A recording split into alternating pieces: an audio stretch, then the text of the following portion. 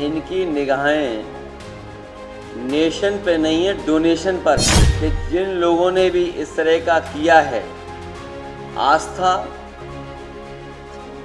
और हमारी श्रद्धा से खिलवाड़, ये कभी कोई सोच नहीं सकता था। अल्लाह का दर्शन कर लीजिए, कम से कम इसी से और सद्बुद्धि आएगी। और अब तैयारी करिए कि हम कृष्ण कन्हैया के लिए भी कुछ कर सकें।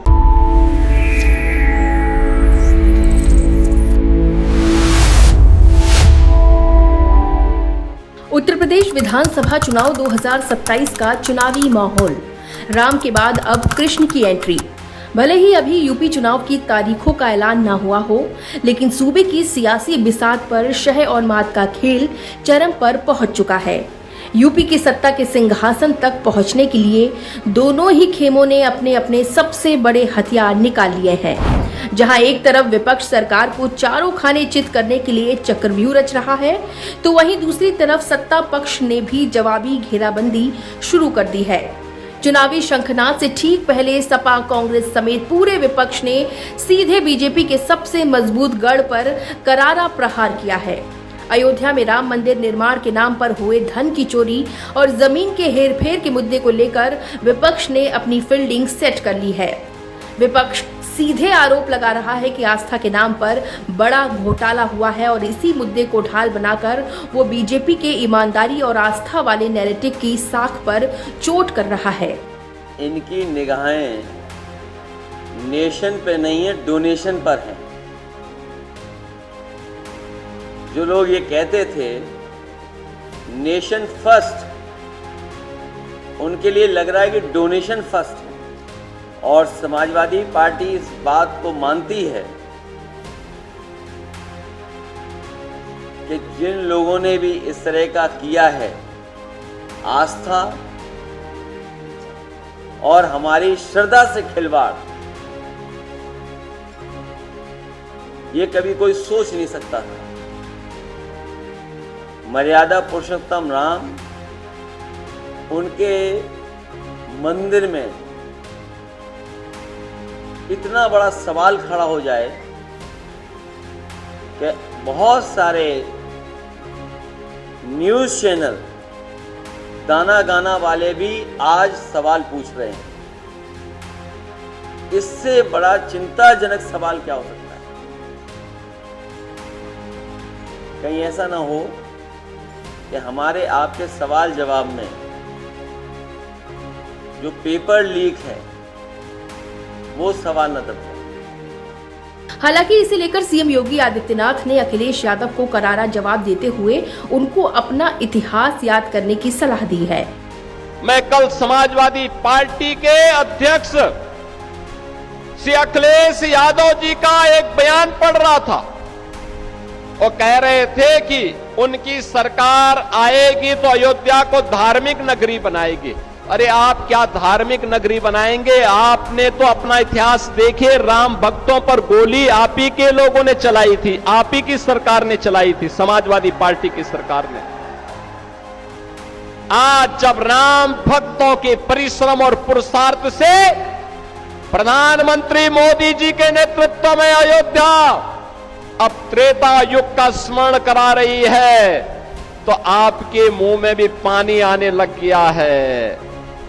अरे भूल जाओ, आपने तो थानों में और जेलों में कृष्ण जन्माष्टमी के आयोजन को भी रोक दिया था, कांवड़ यात्रा पे प्रतिबंध लगा दिया था। जो आज जब हमारे जनप्रतिनिधि कह रहे थे ना कि हाथरस में 22 से ज्यादा मंदिरों का सुंदरीकरण हुआ, क्या यह समाजवादी पार्टी के समय में संभव था? क्या उनके समय में नहीं था, क्योंकि उस समय यह पैसा कब्रिस्तान की बाउंड्री वाल के लिए जाता था और वही तो हमने मंदिरों की तरफ डाइवर्ट किया है। वही पैसा हमने इधर भेजा है कि कब्रिस्तान की आवश्यकता नहीं, मंदिर आस्था के केंद्र हैं। अखिलेश जी, अयोध्या को तो राम भक्तों ने सजा और संवार दिया है, आप उसकी चिंता मत करिए, पश्चाताप करिए।